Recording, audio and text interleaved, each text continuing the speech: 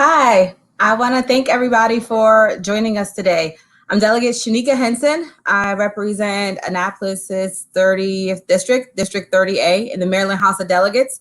I want to thank you for tuning in to this very important discussion that we're having today. The discussion that we're having came to the table for two very important reasons. Those reasons are COVID-19 and everything that each of us has seen playing out across our television screens and playing out across the nation. What we've seen was the result of a horrific 8 minutes and 40 plus seconds that ended the life of George Floyd. So if I could take a minute to start this forum out, I would like to just take 1 second to acknowledge his life and to say to his family that we are all very sorry for your loss. And we don't want to start any platform where we discuss the accountability, the transparency, and policing in a modern society without acknowledging properly the touch point that led us all to having this very important discussion with the context and the amount of attention that it deserves. So we're very sorry for your loss. I would be remiss as well if I didn't acknowledge that in my 1 year as delegate for District 30A, there have been 6 lives lost to community violence in the district that I represent. So I want to take a minute and acknowledge their lives as well. And I want to just acknowledge the lives that have been lost in the district that I represent. Acknowledge Trey, who lost his life at the beginning of my term in office. Acknowledge Tierra Taylor. Acknowledge Sandy Campos, acknowledge Les Saunders, acknowledge everyone that lost their life, acknowledge everyone in the district, the 6 people who passed, and just say that we will never stop working. We will never stop trying until we can all feel safe and comfortable walking the streets that we live in the place that we call home. When I set out to have this conversation, I reached out to the police chiefs that represent the district that I represent. And the chiefs without hesitation said, absolutely, I'll come on to a public platform and I'll have this conversation with you about these 2 very important topics. And I thank them for doing so, because as public servants, it is never easy to have tough conversations. And it certainly is not easy to have those tough conversations in a way where you hold yourself accountable. But it's the job that we must do. And so I thank them for, without hesitation, having that conversation. So joining me today are Chief Tim Altomare, Chief of the Anne Arundel County Police Department, and Chief Ed Jackson, Chief of the Annapolis City Police Department. Chief Altomare joined the Anne Arundel County Police Department back in 1998, if I have that correct. Chief Altomare, before joining Annapolis, the Anne Arundel County Police Department, he did work at the Annapolis City Police Department. Prior to that, he got his education from Johns Hopkins University, and he honorably served in the United States Marine Corps prior to his service in our police department. He's been the police chief for Anne Arundel County since 2014. Chief Jackson joined the Baltimore City Police Department the year that I was born. So for no other reason than that, Chief Jackson, I will be sure to be respectful tonight, sir. He joined the Baltimore City Police Department in 1983, and he served there, retiring at the rank of colonel in 2004. After leaving Baltimore City Police Department, he served as a professor of criminal justice at the Baltimore City Community College. He earned his education from Johns Hopkins University and Coppin State University, my alumni, Coppin State University. And he joined the Annapolis City Police Department in 2019 as the Chief of Police for the city of Annapolis. Gentlemen, thank you for joining me tonight. I appreciate you all joining me for this very important discussion. Thank you so much. Thank you for having us. Thank you for having us. Yes, Thank you. I want to take a second to say to everybody who's watching, take a minute to share this video with everyone that you know. Take a minute to like this video. Take a minute to make sure that this conversation gets an opportunity to reach as many people as possible. Because I know the number of people who have reached out to me and said that they would like an opportunity to have a dialogue, and the chiefs have made themselves available for that dialogue. They've taken time out of the schedule to make sure they can answer your questions. They have taken time out of everything that they have competing for their priorities to make themselves available for everyone that's here tonight. So take a second and make sure that we make great use of that time. Share the video, like the video, so that as many people as possible get an opportunity to hear from the chiefs that are on the line with us tonight. So, gentlemen, the topic that we have tonight is 21st century policing and the community. I would like to open it up and just ask you what that means to you. I want to start with Chief Altomare and ask you, what does 21st century policing and the community mean to you?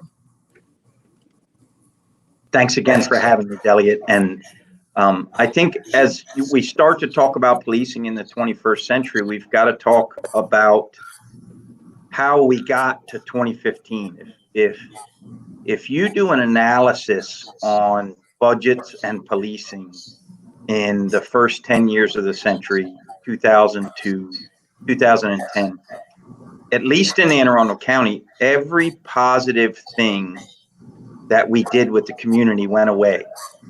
Our policing community together units went away. Our youth activities programs went away. All the things that you do to build bridges with the community when the budget started crunching were low-hanging fruit for the chiefs to get rid of. And I don't want to talk bad about the chiefs. I haven't been the chief in those times yet, but there's a consequence to doing away with things like that. So as you move forward from 2010 into 2015, when Ferguson happened, when Baltimore happened, I think a lot of it had been that cops stopped interacting in a positive manner the way they should with the community that they serve. At the end of the day, an army of occupation mentality or an army of occupation stance is not going to work in policing in a free society. It is the police and the community together, or it doesn't work. And the father of modern policing, Sir Robert Peel, Bobbies are named in London after Sir Robert Peel, said the police are the community and the community is the police. And if we mess that up, we're in trouble. And we messed it up for a while. So in Anne Arundel County, I think you see that's why we worked so hard to bring some of this stuff back. As CompStat, the mindset of CompStat took over in 2010, cops started worrying about one thing: reducing crime. And policing is about people, not just crime. And so it's a return for me personally and for our police department. It's a return to doing policing the way it's supposed to be, about people. Chief Altomare, before we get Chief Jackson in on that, will you just take a second to explain to people what CompStat is? Yes, ma'am, of course. So CompStat started in New York in the 90s. It basically stands for computer generated statistics, right? So we have people who build maps in the computers, and we take where crime is occurring and we put dots on the maps. And the commanders of each area are responsible for suppressing that crime, reducing those dots, and the cops all went to those dots.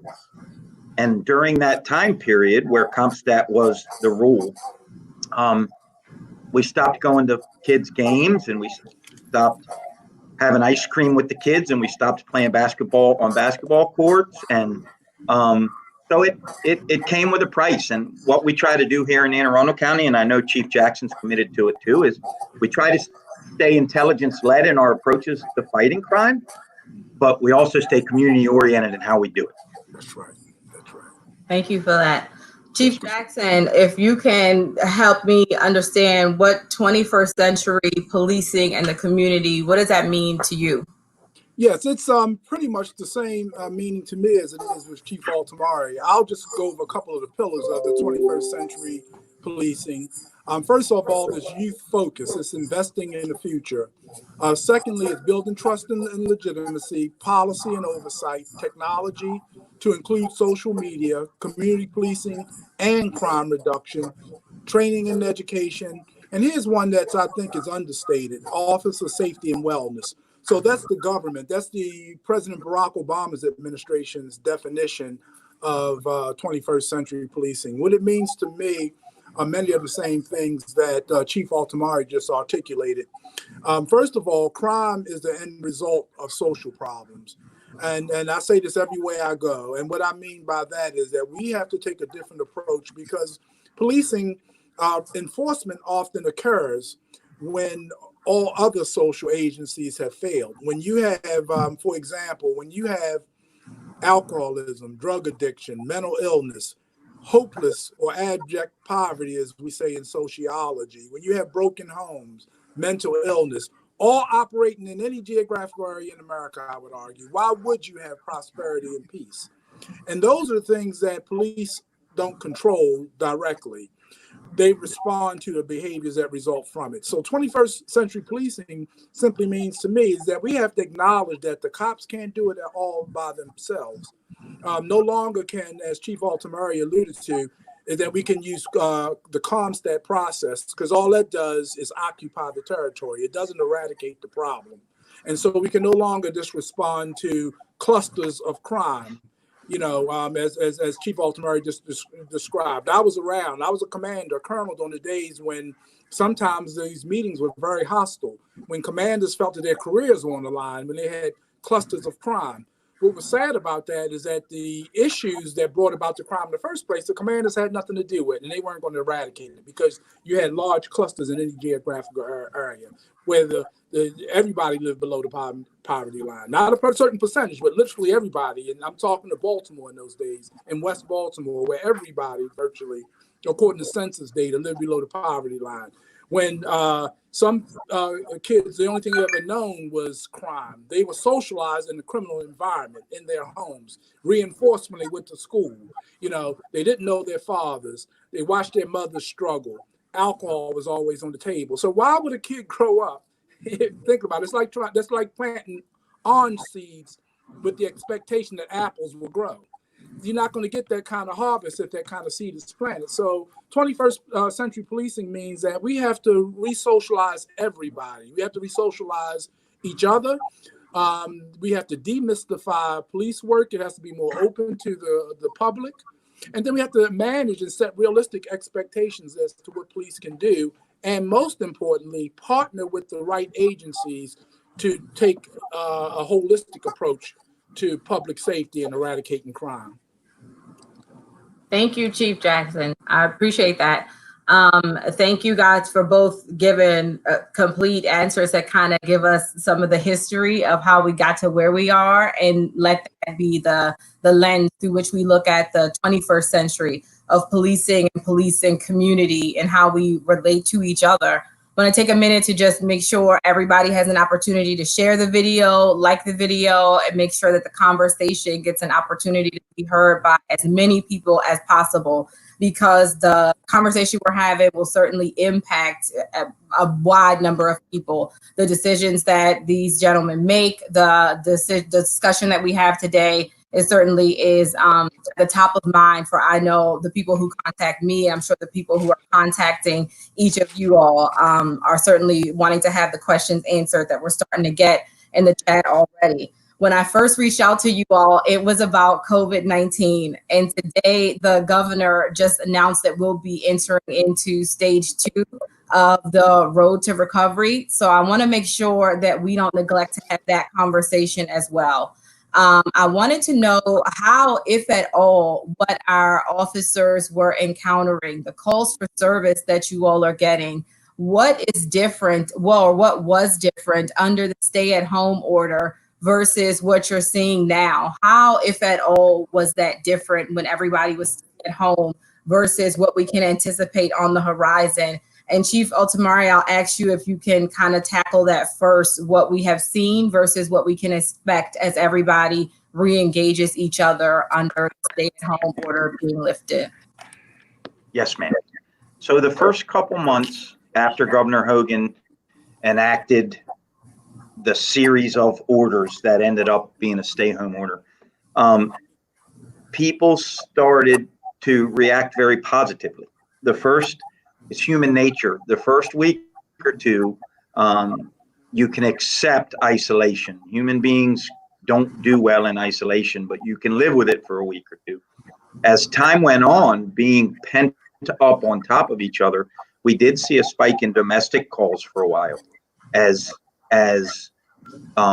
people started to look at more outlets, that actually leveled off a good bit in the Anne Arundel County. So I was very grateful for that. We were trying to push the message that the YWCA is still there for people. We're still there for people. So that one got a bit scary for me as the person who has to worry about 600 and some thousand lives in the county. I'll say, though, that the Anne Arundel County has really gifted the police department with how you all have handled this COVID-19 situation. To this day, we have still not made one single arrest solely for a violation of that order, the orders. When you think about how big we are as a county and how many people are here, what a gift that is for this county to give its police department. It's been remarkable. And the officers have done a great job of being diplomatic and educating people, but that's only half the equation. The other half of the equation, at least, is the people that we serve. We did start to see a spike in some of the property crimes that would happen normally while people are in bed. So thefts from auto went up a good bit, thefts from automobile. We started to see some commercial burglaries spike a little bit because nobody was in their businesses, and people who wanted to profit from that felt safe in doing it. Those things have leveled off. And the great news for me at the end of the day about it is, in truth, our crime has gone down in the county because of it. And that kind of leads me to what my fears are for the summer, right? So everybody's been pent up now for 2 months. Today was 90+ degrees. The kids haven't had any healthy outlets for their fact that they're kids and they want to run around and be kids and be silly. So this summer, I'm really worried about our neighborhoods where cabin fever is over and people are blowing off all that steam with doing silly kid stuff, right? Which at the end of the day is why we have kids and why we have parents. So I'm worried about that as we move through the summer. You'll start to see, I think, more interpersonal conflict type calls come back to the fore. I am fearful that we're going to have a spike in violent crime this summer, solely because all the societal ills that the chief was talking about earlier have been kept in a very narrow space in the houses, and they're all going to do this as the summer moves on. So I'm really fearful of that. And my beg, not even ask, my beg of the community is to keep working with us. You'll start to see us in the next couple of days. In fact, I think the first one is tomorrow. You'll see leaders from our communities and the cops walking together in the communities that need the support most to educate people, show a unity of purpose on keeping communities safe, keeping violence down, keeping community relations with the police up. And I think the summer's going to be a tough summer. I really do. And we've all got to work together to keep it positive. Thank you, Chief. Yes. Chief Jackson, if you will take that same question, how, if at all, has what your department seen been different under COVID-19 and the related closures, and how do you anticipate that changing now? Yeah, my calls for service were very similar to Chief Altomare's. They really were. And I think that's endemic or inherent in the nature of people and law enforcement. We saw a few domestic calls. I'm smiling because what I expected, we saw domestic calls whereby one partner or spouse wanted the other one evicted. There was no violence in a couple of these calls. They were just there because people, for example, would come home and not take their shoes off, and the spouse got upset because Now we're in COVID-19 in this pandemic, and you're infecting the house. And I want you to take your shoes off. And if you don't take your shoes off, then I want you to leave the home. And when they refuse to do that because they don't want to be told what to do, next thing you know, they dial 911 and they want us to evict them. And of course, the courts were closed. And so we can't evict them for that anyway. So it goes back to what the chief and I was talking about. You have to manage those. And like the chief, we didn't make one single arrest, not one arrest for violating the governor's order. We were very judicious, and we tried to take an educational approach and use compassion when we responded to these calls, recognizing that a lot of these calls were just inherent in human nature. People got tired of being confined, and so they found fault with each other. So rather than taking the enforcement action, we mediated that. And we did that throughout, even when it came to the 6-foot social distancing and wearing masks and inside of businesses. We reminded people that we were only there to protect them and not to engage in strict enforcement. So those are the kind of calls, that's how calls changed. And then we had to, our approach to crime administratively, we had to prioritize because one of the things, I'm sure Chief Altomare can attest to this, our biggest worries was that we kept our officers from contracting COVID-19 and, spreading it in our departments because we have to be the ones that's healthy so that we can respond to the most extreme emergencies to protect the community. So we had to manage that. How I managed that was we had a 12-hour day that the union asked me to endorse, 12 hours a day, 7 days a week. And then they were off for 14 consecutive days to quarantine. At first, I said, well, that's pretty tough. And it was tough. About the 5th day, the officers had enough and they needed a break.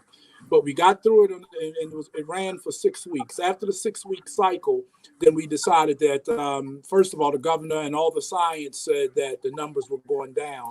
So we were able to go back into a regular rotation, and that's what we're in now. And secondly, we had to prioritize our calls, the type of calls that were non-emergency. Somebody stole my bicycle 3 weeks ago, and I have no idea who did it. Instead of responding and violating the 6 feet social distancing requirement, we took the complaint telephonically. Those kind of calls where people, only reason why they call them police, not with an expectation that the crime is going to be solved, but they need it for insurance purposes. Those kind of calls that there was a low probability of solvability, we just took over the phone and instead of responding. Pre-COVID-19, we responded to everything through our dispatch system. And so we had to prioritize the type of calls. Of course, I want to go on the record to say, which I know Chief Altomare would do the same thing. I don't want the public to know that any call where somebody's life was in danger, any call where their property was being taken in real time, in progress calls is what I'm saying. We responded to. We activated our lights and sirens and responded there immediately. It's just those calls that wasn't of an emergency nature, where people needed more advice. We took telephonically, and that was a way of distancing ourselves as well. We even changed the way we did roll call. Instead of doing roll call on site, we did virtual roll call through telecommunications. So it really changed the way we operated as a police department. Not only how we responded to calls for service, but the way we operated as a police department. Even my staff meetings are much like the forum that we are in today, and you can still share information. My fear is I want to see some of these people now, and I don't want them to get spoiled to think that they don't have to make it to meetings and inside the building they can lay in their pajamas for the rest of their career. So that's the part of it that I'm worried about, that nobody wants to come to work anymore. But that's pretty much how we did things. But overall crime, especially violent crime, didn't change very much. And during this pandemic, I like to say that we were able to seize a fair number of guns. And I'm proud to go on the record that we disrupted what may have been a shooting or a homicide. And so I just want to give a shout out to the men and women of the Annapolis Police Department. In spite of the pandemic, and I know many of them had the same anxieties as civilians had, that if I keep coming to work, what's the likelihood, what's the probability that I'm going to contact COVID-19 and take it home to my family? But yet they had the courage to come to work because they put the public above their own interests. And so I just want to give them a shout out. And that's the part of the story that needs to be told to the public. The men and women came to work every day and put themselves, just like doctors and nurses and delivery people, and put themselves at risk every day, knowing full well that there was a high probability that they could contract COVID-19. So it's changed immensely. And I don't think that we'll ever return to the old days of policing. We will never return back to the way we did things 6 months ago. Thank you for saying that, Chief Jackson. I think that as policymakers, myself, Senator Alfred, Delegate Jones, that represent this district, that we certainly, when we look to the future of what budgets will be like, of what policy will be like, we certainly are looking at a future that includes some of the technology that we've embraced, some of the different ways that we have started to operate, and really change the way we engage each other. Everyone's job has changed, and what we ask of everyone has changed, and certainly what we ask of our officers has changed. And not just for COVID-19 and the health reasons has their job changed, but their job has changed because our nation has taken a different look and a different perspective at the way that police interact with the communities that they serve. So I want to go into that part of our discussion because a large majority of our questions are there. And that's something that the public really wants to have more of an input and a dialogue in. So I'll ask our moderator if he'll begin to share some of those questions with us. I'll mention as well to our chiefs that we have a number of pastors who have joined our discussion.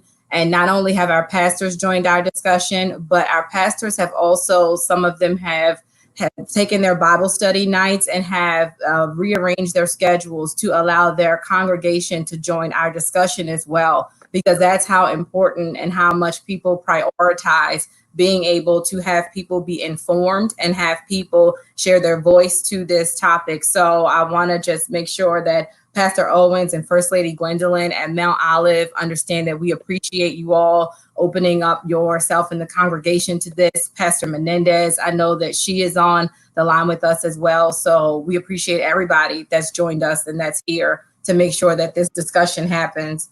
I want to start with some policy points that were put out by the NAACP and ask each of you how you feel about what the NAACP has said the future of policing should look like. One of those is calling for the ban of the use of knee holds and choke holds as an acceptable use of police force. And either one that wants to go first. What is your position on banning the use of knee holds and choke holds as an acceptable use of police force? I'll take a shot first, Chief, if you're okay. Yes, that's good. Mm-hmm. So I think opening the conversation, the spirit of the question is a good one. What we saw in that video last week was a use of deadly force against a person who was helpless and not a danger to the officers on that scene. That is not acceptable in any place, anytime, anywhere that I know of in the country. I think, so here's my answer on uses of neck holds on the police department. The use of a neck hold on the police department would be deadly force. Officers cannot use deadly force unless their life is being threatened and they're trying to protect their life or another human being's life. The same would be true, especially on the neck. Our cops are trained so hard to not touch someone's neck or head. We automatically move away from those areas, even in the midst of a fight. For a handcuffed prisoner, belly down, in a position that already creates positional asphyxia, it was murder. It was tantamount to murder. I am fearful of ever saying never do something, right? So the way we have it right now is it's deadly force, and you better be able to tell me why you intended to kill that person, right? To hurt that person seriously or kill that person. So I think where the Anne Arundel County Police has it is a sweet spot. I am fearful of telling somebody they can never do something, because as soon as I do, the incident is going to occur where that's That's the only thing they have. They've lost their gun. They've lost their flashlight. And the only thing they have for somebody trying to kill them is to do that. In that instance, it would be a justified use of force. But that's the only instance I can think of that it would be a justified use of force. So it already kind of is banned on the Anne Arundel County Police Department. And we're going to stay that way. Knee on the neck of a human being is an absolutely abhorrent thing, and it will never be acceptable in the Anne Arundel County Police Department. I'll tell you that right now. I want to turn it over to the other chief because I don't want to bogart all the time. Thank you. Well, I agree. I think he said a lot of important things. A lot of times, being a police chief, you have to say things that you know the response is not going to be always positive. First of all, we're not killers, and we don't want to train them to be killers. Most policies mandate that you repel force with force. And so what Chief Altomare just described, it's no cookie cutter approach. An officer could be in a deadly force situation, and a tactic, any tactic that's banned would be the only thing available to him in order to survive. But here's my frustration with incidents like Mr. George Floyd's tragedy and others like him. They were always minor incidents.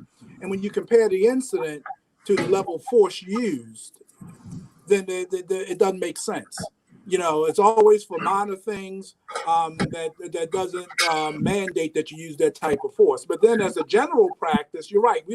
I'm against you putting your knee in a person. In that video, for example, the U.S. Constitution determines Tennessee versus Gardner was a seminal case to determine what case it was the seminal case that determined the reasonableness of a seizure.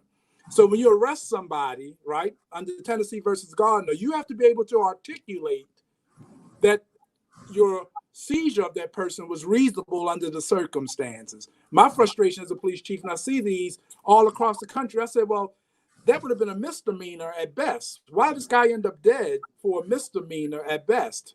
Why was he put in the chokehold or the knee was put into his throat, especially when the person was in a prone position? They had nowhere to go. They no longer posed a threat. And most policies, well-written policies, says you only repel force with force. And then once the threat is over with, then you get the person up. If they need medical attention, you get that immediately. And so I think that what we need to do is have a discussion with chiefs all across the country and to get on the same page. Because when we don't get on the same page, you see what happens. I mean, let's be honest. The elephant in the room is that what went on in Minnesota had nothing to do with Anne Arundel County PD or the Annapolis PD and other. But people see society are frustrated. They're frustrated on a lot of levels about their government and what's occurring right now in the world. COVID-19, losing their homes, all those social things I talked about. So we have to be careful in policing, because a lot of times policing is the proverbial straw that broke the camel's back. There are a whole lot of other issues that they know the police are not responsible for, but then the police action is taken that's inappropriate, that doesn't make sense, that we can't articulate or explain away, and the next thing you know, cities are up in flames. So to relate it back, yes, to answer your question directly, I was against those policies. I don't believe in chokeholds. I don't believe in putting knees in necks. But like Chief Altomare, if somebody can come to me and show that they had good reason to do what they did in order to survive, then there's nothing we can do. Because the Fourth Amendment to the U.S. Constitution, we get our laws from four sources. The highest being the U.S. Constitution, and as case law, legislative law, and administrative law.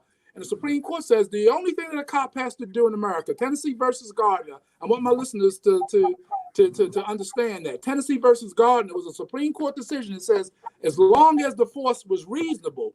In the Tennessee versus Gardner case, they shot a kid in the back of the head and killed him.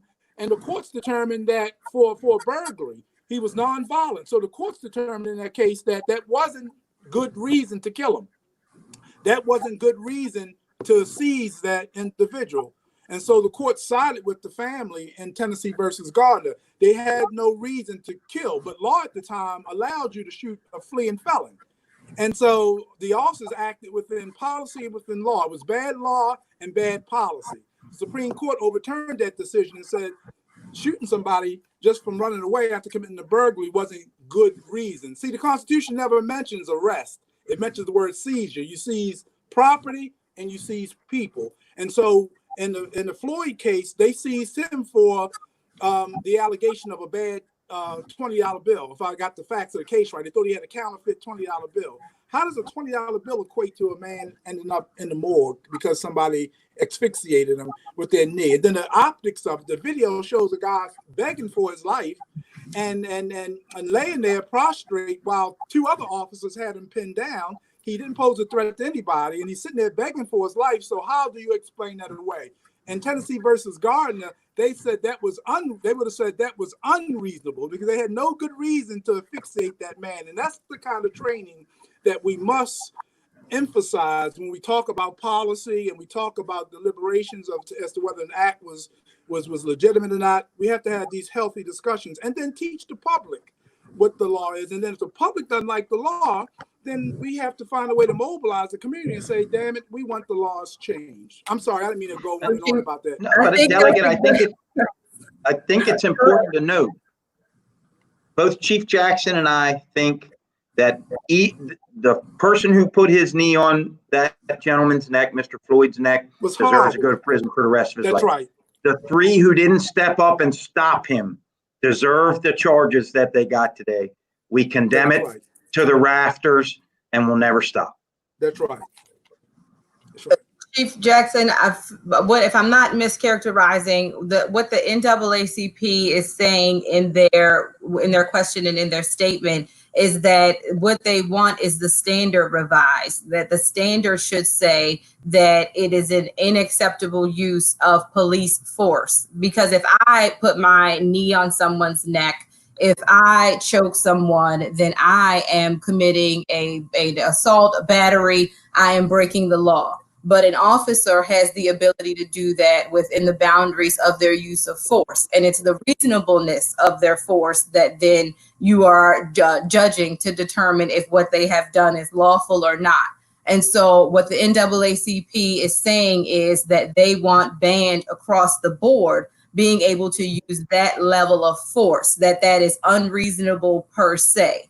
And so if I'm hearing Chief Altomare correctly, he's saying that using that is deadly force. And so if you're going to use deadly force, you have to be able to meet the standard for the use of deadly force. You cannot use it in a circumstance, but for a circumstance of deadly force. I want to make sure that everybody on the line understands when in the city of Annapolis, when under your command, being able to use that level of force is acceptable, if at all.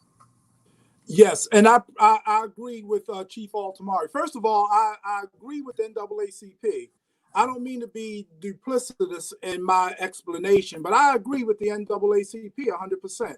I think the NAACP's complaint is valid in that officers routinely use those kind of tactics when it's not necessary.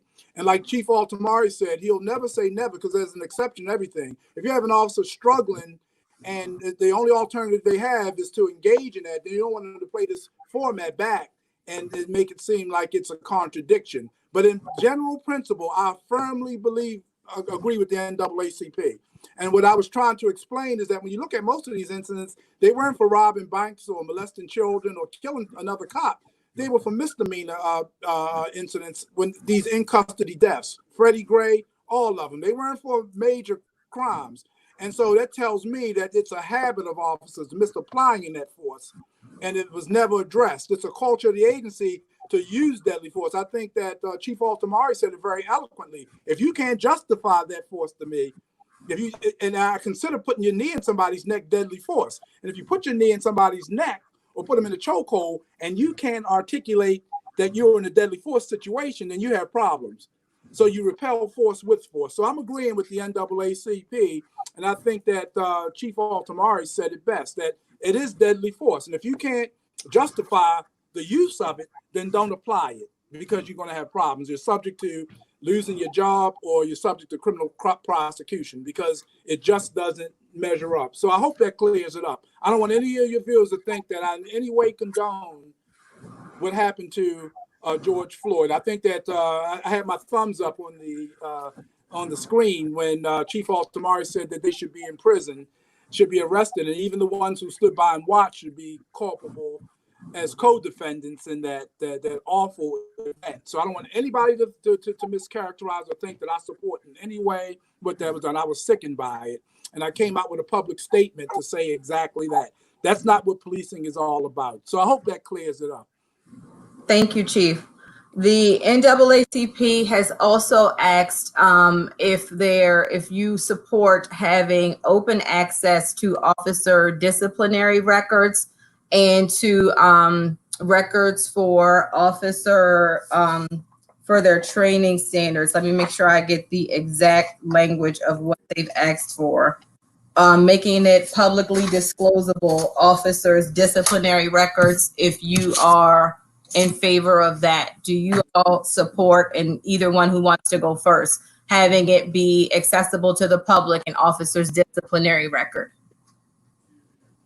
You want to go first on this one, Chief? Oh, you can go first. It doesn't matter. I know what I want to say. So I've really adopted, Delegate, the position of the Maryland Chiefs that we brought you and your colleagues last year.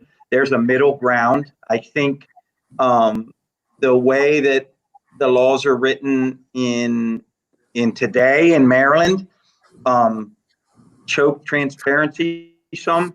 I think that on serious incidents, there is a public interest in people knowing that A, the cop did wrong, B, the department in chief held them accountable, and C, they ain't there no more, right? So, and I don't recall exactly what it says, but there was kind of a compromise position that the Maryland Chiefs of Police brought to the delegation last year.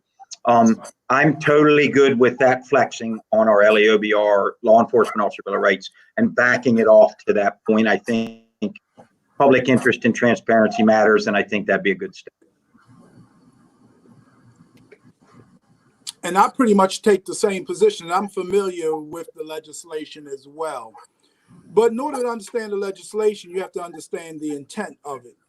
And so the intent of it is to operate in full transparency. But I think what part of what you alluded to was two parts. One is kind of like Giglio and Brady, the Supreme Court decisions that says that if for good reason that police chiefs are compelled to disclose any discipline, training, and I think the two Supreme Court cases in Giglio, and I forgot the state, and Brady versus Maryland, Giglio versus U.S. and Brady versus Maryland. And those was decisions that went all the way up to the Supreme Court, the Maryland case.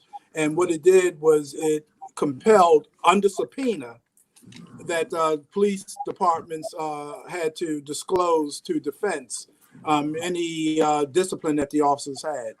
My position is pretty much the same as Chief Altomare's, and I think that really it's pretty much the same as most chiefs in Maryland. You have to be very careful in disclosing it, and here's why. First of all, things that are very minor in nature, I don't think should be disclosed. An officer had an allegation that he or she has been discourteous, but it wasn't really serious, and the officer accepted some type of summary punishment. My concern is that if you put too much out there, then people who don't have a complaint will make it a complaint and try to use that disclosure as a basis to add legitimacy. You know, well, look, he or she had complaints in the past, so it must be true. Automatically, they have complaints in the future. I'm not all opposed against it. I like the middle ground. That and if the officer is arrested or indicted, then they're fair game. You know, whatever allegation was made against them, if they're under arrest or if they were under criminal indictment, then we can fully disclose that. But administrative matters, and I don't know if Chief Altomare wants to chime in, but a lot of times we're bound by law. We have city attorneys and lawyers who won't allow us to disclose certain information, so we're restrained by that. Now, a better way to answer that question is, do we advocate for that change? Because it's laws that even inhibit us from being able to disclose that information. We don't have a choice. We can't talk about certain cases because if they end up in civil court or in the criminal prosecution, if we come right out, and I've had people call me and say, well, why can't we find out what happened yesterday? Because if we tell you what happened yesterday and we disclose it publicly, how can the officer get a fair trial? And people form public opinions. We don't have a jury pool to pull from. Not only that, but it's not fair to the officer. And officers have rights too. They're not robots. They're human beings, and they're entitled to the same constitutional rights as most employees in other professions are too. So I hope that answers the question. And I'm kind of like, I advocate for the Maryland Chiefs model, that we can say, hey, they worked here, they engaged in misconduct, they had their due process under the Law Enforcement Officers' Bill of Rights, and they were found guilty, and we terminated their employment. So that is the nature of the question, is do you advocate, do you support changing the Law Enforcement Officers' Bill of Rights to allow for the public disclosure of an officer's disciplinary record or misconduct record? Okay, you can go ahead. The answer for me is yes, taking it about 50% of the way back from where it is now to everything all the time. And I think I speak for the chief and I both when I say, because I talked to him about this, there ain't but one punishment for racism or lying. The cops got to go. The cops got to go. So you, over and above what I've said about it, I do support a change. I'm always trying to get rid of a cop who's racist or lies. You can take that as my word. Same here. I would only add, for me personally, and I agree with Chief Altomare, but for me personally, any sustained finding, there's no doubt that the officer did it. They had their due process, and they have any sustained finding. I have no problem with releasing that. If there was an allegation made that we couldn't prove, then I'm against releasing that, because the nature of the job, and I'll say this real quickly, the nature of the job, inherent in policing, sometimes you get in conflict with people. And just because a person made a complaint against you doesn't always make it true. And so I don't want to go out there and potentially slander officers unfairly because an allegation was made. Allegation can be made against anybody. It doesn't mean it's true. So to answer your question, I am for reform and disclosing that information if it's proven that the officer did it. If it's just a mere allegation, I think we have to be real careful what we disclose. Thank you. That brings it to another question. The Internal Affairs Board. How do you can you explain a little bit about that process? How someone becomes the head of Internal Affairs, and then what happens? So starting with how you get the person in place that is the head of Internal Affairs. How does that happen? And then take us through that whole process. Either so one. I'll go first. So there's two things I'll say about the head of Internal Affairs. That person is the keeper of our organizational integrity, and they need to have the courage to even get help and investigate if the chief does something wrong. That's the absolute truth of where we need to be. And you don't need to look too far in our past down in Arundel County to see where that was skewed and we had a problem. So I'm really committed to that. So the person who's in charge of Internal Affairs answers directly to the chief of police. That person has to have integrity beyond reproach. They can't have a bunch of complaints in their history on the police department. They have to have the courage to look at the chief and say, you're wrong. You need to think about this again. And that's how I've done it. So I'm up to my third head of Internal Affairs since I've been chief. One person got promoted out of the position. The second person I chose, and that person just got exhausted in the job after 5 years and needed a break. And then our head of Internal Affairs now, I looked long and hard. In fact, I refused to let our just past head of Internal Affairs out for about 1.5 years because it took me that long to make a pick on who would do it. And when I went to pick the new lieutenant in Internal Affairs, one of the first criteria that jumped in my head was that they had looked at me and argued with me before and told me I was wrong. So that's kind of it in a nutshell. There's two keepers of our organizational integrity, and it is that person and the chief of police. So it's a very important position. So I want to make sure everybody understands that the head of Internal Affairs is appointed by the chief of police. Do I have that correct? That's correct. And the head of internal affairs is not an independent person. They are someone from within the organization that is a lesser rank than the chief of police. Do I have that correct?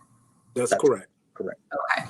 And then how does that person maintain, or how are they expected to have independence? If I was expected to provide oversight to the Speaker of the House, I can't imagine how that might not be incredibly difficult for me, being a freshman delegate or someone who is of lesser authority than a person that I have to provide oversight to, or if what I saw as a breach of the organizational policies or rules was in conflict with that person's opinion and position. How do you maintain integrity when the head of internal affairs is an appointee and that appointee has lesser rank? How do you keep the integrity there? And I agree. Let me say this real quick. I'm a certified inspector general. I'm a graduate of the inspector general school in New York, John Jay College of New York. They certify inspector generals throughout the country to include the military. And I completed the inspector general's program and became certified in August of 2018. And one of the things, in order to be a effective inspector general, to investigate fraud, waste, abuse, and corruption and provide general oversight, you must have independence. And in my previous occupation, when I went back to the Baltimore Police, I was an inspector general, and I didn't have total independence, and I wasn't as effective as I could be. The internal affairs concept historically is the police ability to police itself. Many argue in 21st century policing, the question becomes, is a good question, Delegate Henson, does the police have the ability to police itself?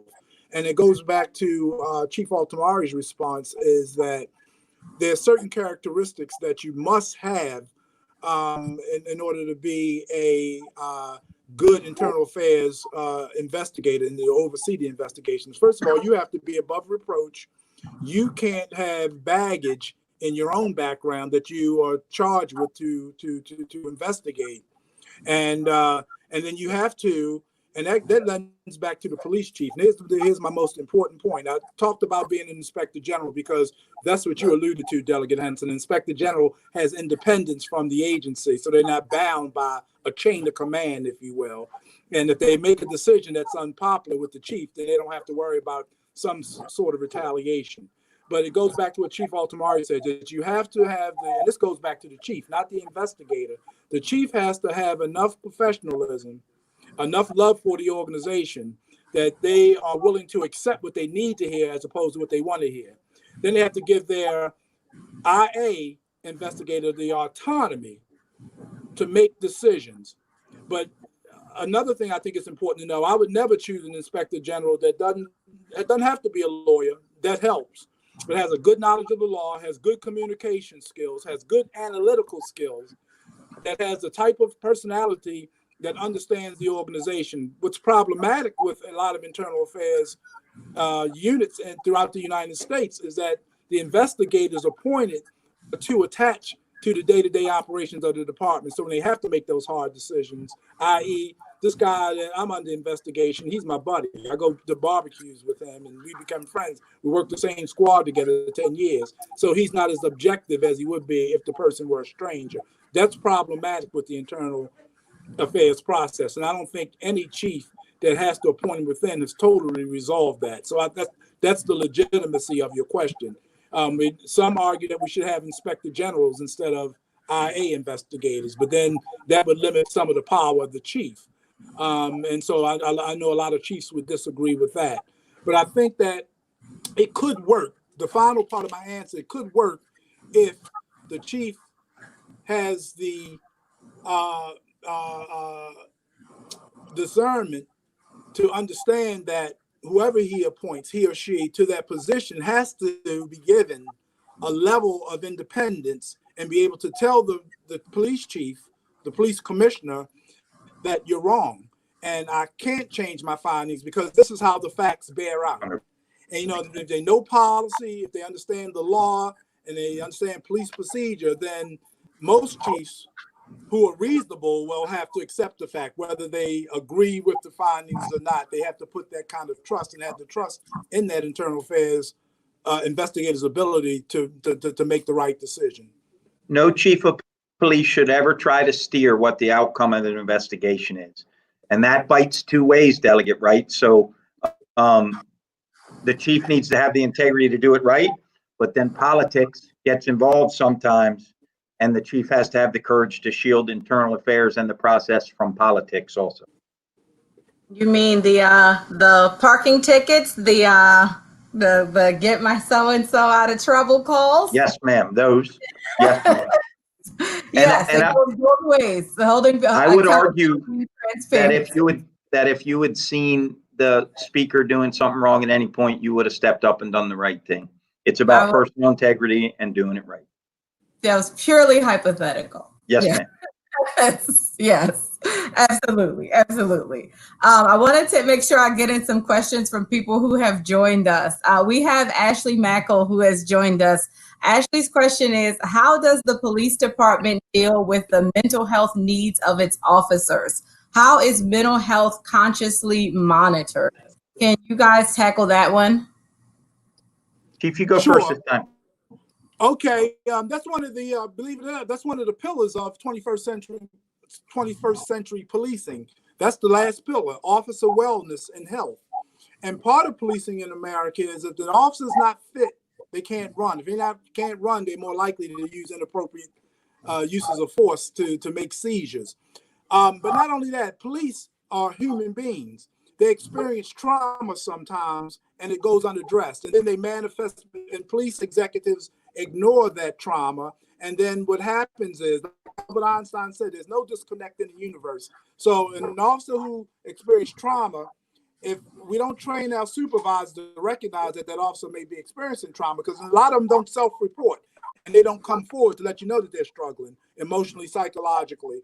And if we don't know what to look for, and we don't have the authority or the know-how to manage it, then that behavior will manifest itself in something inappropriate, like inappropriate use of force and aggressive behavior towards citizens. So I think Ashley asked a wonderful question, and most departments who have embraced the 21st century policing philosophy makes wellness a priority. What I'm trying to do in the city of Annapolis, I'm looking at things like officers who are overworked, officers who have been in the drug unit too long and been exposed to that kind of behavior, officers who've been involved in shootings. And so when we look at that, we have a right as police chiefs to look at all of those things and make sure that the officer gets the type of checkup that they need. We can require that all officers get checkups, that they have a mental evaluation periodically. And I think that if we don't shift that paradigm to make sure that officer wellness is just as important as our use of force policies and our uniform policies and how we engage the community in terms of calls for service and how we affect the rest, officer wellness has to be just as much a priority as all those other things, like providing mental health. And when the officer comes forward, a lot of officers will tell you, for one quick example, I'll give Chief Altomare an opportunity to answer this, but most officers say the reason why they don't self-report struggles at home or psychological issues or thoughts of suicides because they think that the chief's going to take their gun. And so rather than risk ruining their career so they can't feed their families, they'll keep it in. And then eventually they go into overload and act in inappropriate behaviors. It's not always violence towards citizens. It may be alcoholism or showing up for work late habitually. Or suicide. Or ultimately suicide. Which is we've seen a sharp increase in policing in the United States for suicide. Oh, way up. New York a couple of months ago had 7 in like 10 days. 7 suicides in 10 days on the NYPD. And they're not the only department that's experienced that. Baltimore had 3 in about a 4-month period. Baltimore City had 3 in like a 4-month period. So officer wellness, to sum it up, I think it should be a priority. And every day we come to work, we should be looking for best practices to address officer wellness. Chief Altomare, did you have anything to add to that? Yes, ma'am. So we're doing okay on the Anne Arundel County Police Department, looking out for mental health. We have a very robust mobile crisis support team, as you know. We have the whole police department is trained in mental health first aid, so they are basic emotional health support trained officers, everyone. And then we have a core group trained to a much higher level in crisis intervention. And all those people that are trained we also have those folks embedded out in shifts, and we have a program called peer support. So cops, and it ain't a good thing, it just is a thing. Cops don't trust to talk about that stuff with other than cops sometimes. Because if you haven't walked a mile in our shoes, we think you're going to think we're crazy, right? So as the chief said, they tend to bottle it up. This is a healthy mechanism for them to talk about stuff. We have officers involved in doing that for people around the country also. So we're doing a lot better than some places, and we could always do better at it. And a cop has to be emotionally healthy to deal with the traumas that we deal with. And the traumas that we deal with can make a cop temporarily emotionally unhealthy. So the magic, as the chief said, is getting them to come talk before the chief does have to take care of them. That's right. Thank And you. I just want to say one more thing real quick, and I want to give a shout out to Chief Altomare, because I have an officer, Sergeant Vaden, who's detailed to his agency, and Jen and Lieutenant Stephen Thomas are both training my sergeant to bring back the knowledge to the Annapolis PD. And she's doing a great job. Thank you. And anytime we have a crisis, we automatically notify the Annapolis City Police Department, notifies AA County, and they give us assistance, and they'll come and act on our behalf. So I just want to give a shout out to Chief Altomare, because we definitely have a partnership in terms of officer wellness, especially psychological. And I'm working now to do some physical stuff, so they'll be physically fit as well. In my days on the Annapolis City Council, Officer Vaden had my council district as that was a part of that city that she covered. And so she certainly was an officer who I had a chance to work with and who was doing a lot in the community, very responsive to people's needs. So shout out to Officer Vaden for her hard work that she did in Annapolis. I knew her when she was an 18-year-old cadet. Oh, wow. Oh, wow. Wow. Awesome. I want to make sure we had a number of people who submitted their questions in advance. I want to get to Jen's question, but I want to ask Harold Lloyd submitted a series of questions in advance, and I want to get to Harold's questions too. And Harold's questions, they were largely surrounded the way that the police interact with the community. And I know that that's a core part of what we're here to discuss tonight is community and the police and how that looks in the 21st century. And so I'm going to throw just some rapid fire out there and ask if both of you will respond. And I'll ask Chief Jackson if you'll go first, because Harold he's an Annapolis resident. And Harold wants to know specifically what you think about stop and frisk. He also wants to know what you are doing to promote officers interacting with the community that they represent. So officers getting out of the car and engaging the community that they represent. And then with regard to officers engaging the community, Harold wants to know how you two as chiefs are engaging in the protests that are happening. Are you as chiefs taking a knee with protesters? Are you supporting the protesters? If so, how? So that's a mouthful. That's a three-parter. And so I'm going to start with the top of Harold's question. Stop and frisk. What is your stance on that as the head of the police department? Second part of that, how are you having your officers engaged? Third part is, what are you doing? Did you get all three parts? Yes, I did. I think I did. And I'm going to be real brief with the stop and frisk. I'll just preface it by, we all know that I said remarks that became very controversial. I did my best to explain that stop and frisk is not a tactic used by the former mayor, Michael Bloomberg in New York. Stop and frisk is found to be related to the Fourth Amendment in the Supreme Court case of Terry versus Ohio. And what it allows officers to do legally for reasonable articulable suspicion, and only for that. If they believe and can articulate with good reason that a person is armed and has just committed or about to commit a crime, it only gives the authority to pat the outer layer of the clothes. What stop and frisk is not, it's not a tool to use to target specific people based on race. You can't just stop a person because they're Latino. You can't stop them because they're black. You can't stop them because they're white. Stop and frisk is only based on reasonable, articulable suspicion. I want the public to understand that. It's found in the Constitution. It's not Chief Jackson's term. It's not Chief Altomare's term. It's not Commissioner Harrison's term or any other chief in the state of Maryland. It's the Supreme Court term.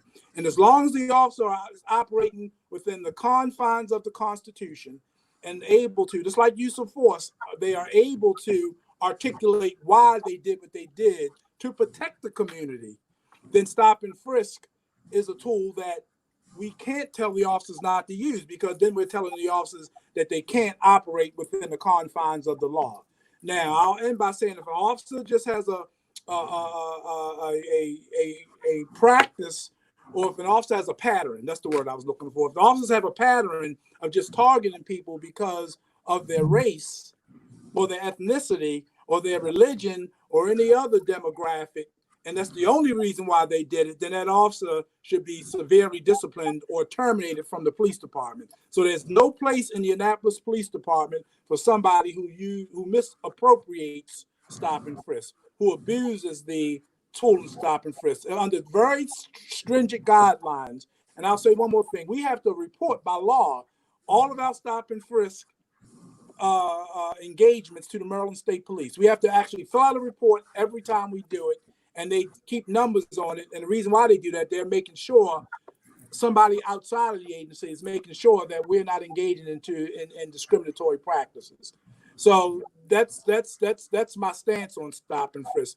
I would hope that we could find other ways to engage, but again, if you called me and said that there's a person on Madison Street in Harbor House and he's approaching somebody, and I tell you, my son just had an argument with him. I think he's about to shoot somebody, and the officer approached him. The only way he's going to get the gun is to be able to stop him and frisk him. And if he's found to be in illegal possession of a gun, that's not racial profiling. And I want the public to understand that. It's just a tool for officers to use legally. Now, in Bloomberg, he was accused, and the federal government, U.S. District Court for the state of New York, found that his officers engaged in that arbitrarily and capriciously. They just rounded up people, demographics of people, because of where they live and their ethnicity. And no other reason. If that's the truth, then the Bloomberg NYPD violated the Constitution. That's not what we're talking about doing in Arundel County or the city of Annapolis. That's the first part. And I don't know if we want to switch it over or just keep answering. The next one was... I'm going to jump in real quick and just, so as an attorney, I would always tell people there's real life and then there's court. And I would say in real life, you live your life. But in court, we expect you to have all of your evidence. We expect you to have preserved the t-shirt you were wearing that night. We expect you to not have deleted the video or your text messages. We expect everybody to remember exactly what color shirt and what you were doing and when you came from somewhere. But then, there's court. But then in real life, you wash your clothes. And in real life, things change. So in Terry v. Ohio, you have, what the court said is reasonable articulable suspicion. But then in real life, people come with a set of implicit biases. And in real life, people approach people differently. And in real life, people engage people in a way sometimes that is so toxic that we can't extricate a person's training from who a person has been taught and ingrained to be by every image, everything that a person consumes and is told to be in society. So when you see someone who looks like my son, you may treat them different than you treat Chief Altomare's son, because everything has told you about my son and Chief Altomare's son. So stop and frisk has become one of those things that in court, and on paper, it sounds reasonable, but in real life, it has not been able to be applied often across the board with standards that root out bias. So I think that a lot of what people were upset about is that if you are a herald, you are a person who is approached in a way that doesn't give you the benefit of the doubt. You are a person who is approached with a set of implicit biases that says this young man is dangerous, this young man is a threat. So if you fit the description, the treatment that you get might be much more harsh than someone who fits the description who might look like Chief Altomare's son. And so I think that that is why the community was so upset when you endorsed the stop and frisk policy. Does that make any sense, Chief Jackson? That makes perfect sense. But my response to that is, police chiefs, we have to endorse the law in its entirety. I do understand why people are upset about that, especially Black people. I never said that stop and frisk was perfect. Policing is not perfect. Anytime you have human beings involved in anything, it's subject to bias. What I was just explaining that night when I was asked that question, what did I think of stop and frisk? And as a tool, given to the U.S. Constitution, it's legitimate if it's used properly. And I keep emphasizing that, if it's used appropriately. For example, and I think that the Capitol Gazette, when that guy that shot those 5 journalists, he was white. If an officer had reasonable articulable suspicion to believe that he was armed, then under stop and frisk, they had an obligation. If it was something unusual that they could articulate in court. I agree with everything that you've said. That's the sociology of it. That's the shortcomings of America. That's the shortcomings of racism and biased behavior. But that's separate from the actual law. And stop and frisk is actually the law because it's the Constitution. I do agree with everything that the public says, that it's been misapplied, it's been abused.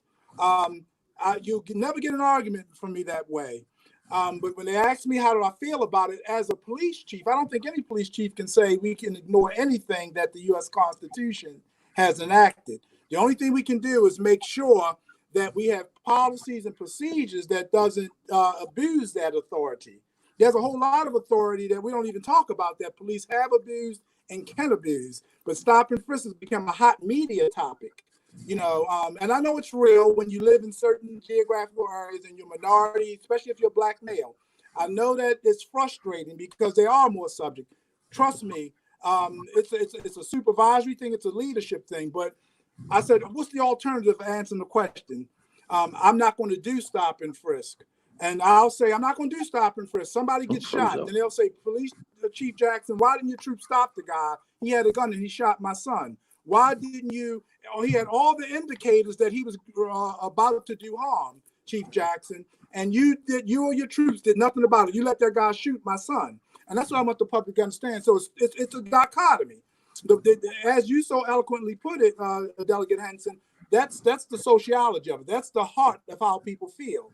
But then we can't pick and choose. We can't say, well, we're not going to enforce certain laws because we don't think that it fits into the sociological narrative.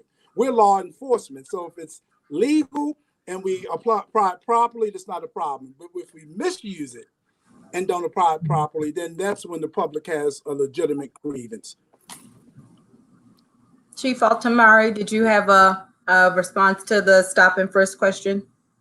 Stop and frisk is like chemotherapy. It's poison, right? So doctors will use chemotherapy in a very limited set of circumstances where a person is dying of cancer, and they know they're poisoning the patient, but they're trying to kill the cancer first. If it's used any more widely than that, as Chief Jackson just alluded to, it becomes poison in the community. And the gentleman just made a comment about it being used much more regularly in Black communities and inappropriately in Black communities. He's right. He's right. That ain't going to be tolerated on the Anne Arundel County Police Department. And it ain't about a community. It's about doing the right thing. Stop and frisk cannot be justified by where you are, how poor the community is, how much crime is there. that don't get it done. So that's my answer. Thank you, gentlemen. I appreciate you having an open conversation on that, because like Chief Jackson said, it is a topic that you are bound by a certain amount of precedent, but then also it is something that because so many people have been personally affected by it, that is sometimes hard to discuss in a way that is purely academic, and to not feel personal about it when people who you care about and or yourself is subject to be harmed by it. So I appreciate you guys having just an open conversation on that. The second part of what Harold asked was your willingness to engage with people who are demonstrating and protesting. What's your position on engaging with our demonstrators and protesters? So First of all, yeah. again, I have to, I think it's healthy. I've never had a problem with it as a law enforcement official. Even if you're complaining about me, even if you name me by name, I'm well versed enough to understand it's not personal. I'm the government. I'm the chief of police for Annapolis, the city of Annapolis. I'm the government, and the First Amendment says you have a right to free speech and assembly. You have a right to redress the government for grievances. And so if you have a grievance against me and you feel that protesting is the best form to get change, to have somebody removed, then that's your absolute right as an American citizen. You have a right to protest, stop, and frisk. To change it, to get it out of the books, of course, that's another legal process. But you have a right to protest it and protest the misuse of it. You have the right to protest like yesterday. We'll take yesterday. I'm glad that I went to the protest. I became better for it, I think. I think yesterday, the single event yesterday down on Main Street and in Forest and Chicopin and with the assistance of Chief Altomare to make sure that these people, it was a lot of expense and time to ensure that those demonstrators, and I don't want to use anything pejorative, I want to respect them, but the people who wanted to walk and protest, I think that it went very well. There was a lot of energy put into it to make sure that everybody did it safely. And you don't put what we put into it yesterday if you don't support it. And I made sure that nobody got hurt. That was my mission. I even prayed that nobody got hurt and that it was peaceful. That's all we, as law enforcement officials, we have to ensure the peace. And as long as property wasn't damaged and people weren't harmed physically, then I support it. You know, I think that right now America's tired. I think that police, for example, when you're protesting, again, I'll just say that briefly. I'll throw that in there. I think it's more than just about police issues. I think it's about our economy. I think it's about people want change. They just want to do things differently. They want to feel better. And so policing, we're the only ones that you can dial 911. You see us on the street. The only public official where you can actually see us riding down the street and you can stop us. So to answer your question, Delegate Henson, yes, I fully support it. I learn from it. I grow from it. I think it helps me become a better police chief. And I certainly enjoyed talking to the crowd yesterday and assuring them that we were going to have a police department that's transparent and that we weren't going to engage or endorse the kind of behaviors that occurred in Minneapolis. So I fully support it. And Chief Altomare, same question. What's your take on supporting the protests and demonstrations that are happening? That horror in Minneapolis deserves to be protested to the heavens. 100% support it. I said that last Friday in our press conference with our community leaders and our clergy. I just ask that it stays peaceful and safe, like Chief Jackson does. I came down to Annapolis before the protests, said hello, walked around, told people how I felt, and then I had to kind of get out of there because I had some stuff bubbling that may have required me elsewhere. But yeah, in fact, I have a protest in front of headquarters that I have to be leaving here for within the next 20 minutes. They've asked me not to come out and engage in the protest with them. I'll respect that, but I'm going to be out there before and I'll be out there after. We've set up seating area for people to sit and talk with me as long as they want tonight. So I'm all in. It should be protested. Let's do it together and let's do it safe. Thank you, gentlemen. And you mentioned we are just about at the end of our time. In fact, we're a little bit over. So I want to rapid fire with some of the remaining questions that we have. And Devon, I'll ask that you just pop some of them on the screen too, so people get them in. One of the questions was body cameras. If you all can give me just a short soundbite on body cameras. Do we have them? Do we support them? Body cameras. I'll start with Chief Jackson because I already know the answer to that one. Yes, Annapolis Police Department, we do have a full body worn camera program. Every officer up to the rank of captain is required to wear one. We have policies surrounding it. And I want the public to know that I watch the footage. I pick random footage myself. I don't delegate that. I watch it myself to look for inappropriate stop and frisk or inappropriate, any other kind of inappropriate behavior, how we engage the community. And if so, then we can generate complaints to have it dealt with. So yes, we do have a body worn camera program, and everybody up to the rank of, well, captains, let me correct that. Captains have them, but it's situational with them. But everybody who's out in the field has to wear them by policy. Chief Altomare, body worn cameras. Yes, ma'am. So the police department put it in our budget proposal for this year. COVID-19 knocked us out of the park. So I think it got put on the back burner, but it's back on the front burner with this national conversation. I think I'm prohibited by law from telling you what's going to happen in the budget, but I think it's a very good bet that within the next fiscal year, you'll see a program up and running. I am supportive of it. We will have quality controls in place, and I'll have a body camera on myself. What percentage of your officers live in the city and the county, respectively, is a question that we got in as well. I don't have that data in front of me. I can safely say that better than half of our officers don't live in the city, and I can tell you why. The housing is not affordable. I think many of our officers would love to live in the city, including me. Now, I'm not saying it because of the affordability. I just haven't found one yet. But I think that I should live in the city, and I would prefer my officers to live in the city. And that's something that I bring up periodically, and I hope that we have a serious discussion about making it affordable for men and women who want to live in the city and be here 24/7 to do that. I think it would make for a better police department. So I want to go on record to say I do support residency for police officers and commanders. And Chief Altomare, what percentage of the county's officers live in Arundel County? I would say somewhere around 75 to 85% still live in the county. I support it. I think cops who are invested in the community as people who live there by human nature care more. So I thought early about trying to do some stuff for the cops with their cars, being able to take them out of county. It's the reason I haven't pushed on that, because other chiefs have told me when you do that, you lose a lot of people out of your county. Cops are tied more to the community when they live there. There's no doubt about it.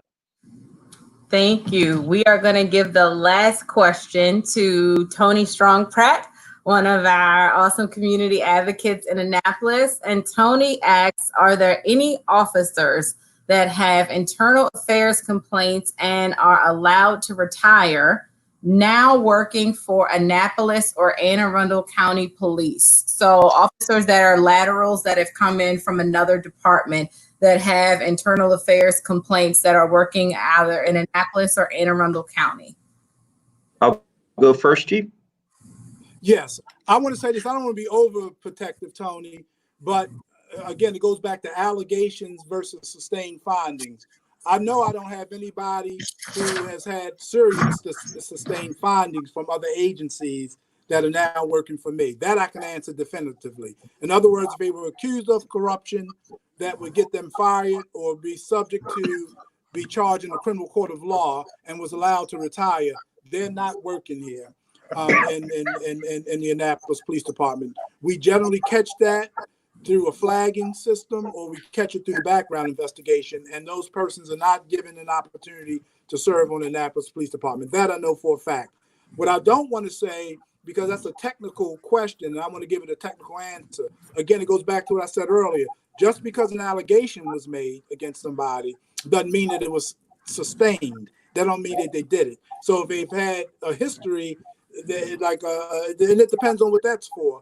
That if somebody made an allegation, say once in their career, and they retired, and that allegation wasn't founded, then yeah, they would be a candidate if they had a good record and they meet our qualifications. So I hope I've distinguished those two. But if somebody got a sustained finding, accepted punishment, and they retired in lieu of termination, they can't run to the Annapolis Police Department. Our standards are much higher than that, far more higher than that. And so the answer, I would say, definitely, not no, but definitely no. We don't have the kind of people in the spirit of the question that she asked. People who had trouble past that are now serving in the Annapolis Police Department. We don't have it. And Chief Altomare, if you'll take that same question. So it's a similar answer. The state police, the Maryland Police and Correctional Training Commission, which names this year, but I'm always going to call it MPTCPC. They have a red flagging system. So if you leave the Anne Arundel County Police Department, and I want people to know, I've gotten rid of about 36 or 38 cops in my 5.5 years. If you betray your oath, you betray your badge, you ain't staying here. And we do not make deals where I'll let you quit, but I'm not going to red flag you. If you deserve to get red flagged, you're getting red flagged. And that hasn't always been the case in Maryland, guys, but it is the case in Maryland in the last, what do you think, Chief, 5-7 years? I think something about Absolutely. that, like around there. Absolutely. That red flag stays with you. And That's right. And if you're red flagged, we ain't taking you. So in fact, Delegate Henson, most chiefs don't want to even, they don't even go there. It's not worth it. It's not even worth it. But if you get to the age of retirement, there's nothing I can do to deny you your retirement. Even if you get charged with a felony, if you have your retirement time, I can't take your retirement away. People should know that. They should know that. That's right. If a person has 30 years on and an allegation is made and they have the years on, if they go to the retirement board before the charges are drawn up, they still get their retirement because they have the requisite years. And that's not my policy or Chief Altomare's policy. That's just the law. Thank you for your time and for an honest conversation tonight. I am going to add a question that I thought was a great closing comment, and I'm going to leave you guys the floor to make final closing comments. This question came from Action Annapolis from Sonia, and I thought Sonia's question, which had a comment in it, was so great. And I'll ask if you all will make your final comments in the context of Sonia's comment and question. Sonia said, "We keep hearing about a few bad apples and ways to hold individual police accountable to criminal and racist behavior. That is important, of course, but it does not address the systemic racism that is a part of police culture. There is a reason that right now police in Philadelphia are letting white supremacists walk the streets with guns and bats without arresting them, while they arrest, hurt, and harass peaceful demonstrators. This is a problem that is much larger than a few bad cops. What can be done about the system?" So I will give the last comments from my time to Sonia's question and ask if in your final comments, you guys can address the system and the culture. What can we do to improve the system and the culture? And with that, I'll thank you for your time, gentlemen. I will ask that Chief Jackson go first and that our final words be from Chief Altomare. Yes, thank you, Delegate Henson. I really enjoyed it, and I always enjoy my colleague sitting on any forum with Chief Altomare. He's been good to me during my time that I've been the chief of Annapolis PD. First of all, this year I did something that I've never done before. I testified in your house, in the House of Delegates, on a bill that would strengthen hate crimes laws. I even said during my testimony how we need to have a healthy dialogue and we need to get the community involved in what they would like their community to look like as it relates to hate. Certain states, for example, have open carry laws. Some people hide, I think cowards, I call them cowards, hide behind the First Amendment to espouse their hatred. supremacist groups, militant groups. They're cowards, and they use that, to hide behind their. But what we need to do is get the community together and strengthen the laws so that our hands won't be tied, because it depends on the state and it depends on the situation that determines whether the people can do that or not. Surely they have no place in law enforcement. Surely they don't.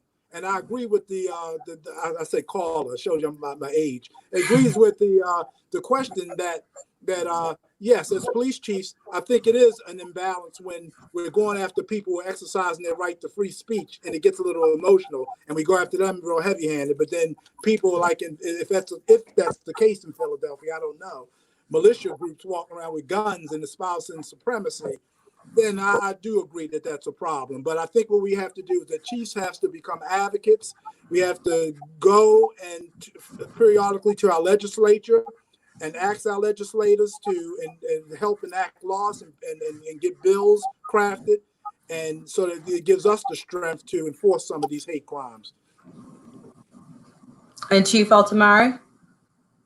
So we're being asked about the culture of the police department. The police department is a microcosm of the nation. Without a doubt, police bring implicit bias to the job. That's why I'm very proud that we were the first large police department in America where the whole agency was trained in fair and impartial policing, which is the implicit bias combating training package that President Obama's task force report on 21st century policing recommended that people use it. Every police officer, every person who goes through the academy gets trained, and it teaches you how to fight those implicit biases. There's people on this forum tonight that got some implicit biases against police, I think, right? I think they have to own that, and cops have to own that we bring a bag of apples with us to the job. We got to fight it. We've got to get rid of it as much as we can. I'll say this again. There ain't but one punishment for racist behavior on the Anne Arundel County Police Department, and that is you are leaving the Anne Arundel County Police Department. As soon as I can effectively show you the door, and I may give you a push with my foot, you're going out the door for racism or lying. There's no tolerance for it. One standard for every human being on this earth. The life of every person in this county matters to us as much as the life of every other person in this county. We do not care where a person comes from, how dark their skin is, who they love, who they pray to, how much money they have, or what neighborhood they live in. We work hard to do it right, and we're going to keep doing that. So, ma'am, there is no tolerance for those behaviors here. There will not be tolerance for those behaviors here. And Ms. Thea, I'll answer your question. It's the chief of police who sets the culture for the police. Thank you. Thank you, gentlemen, and thank you to everybody who found this discussion important and who joined us tonight. We appreciate each and every one of you guys. Thank you. Thank you. Be safe. Be safe. Take care. Thank you.